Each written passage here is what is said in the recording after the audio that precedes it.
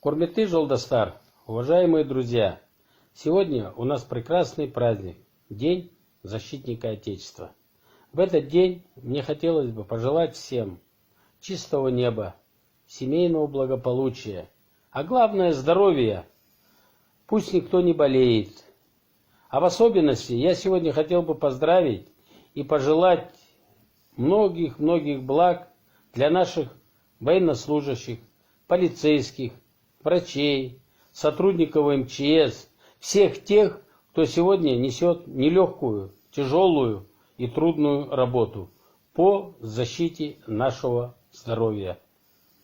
Благодаря этим людям сегодня мы можем сказать, что наша жизнь в безопасности.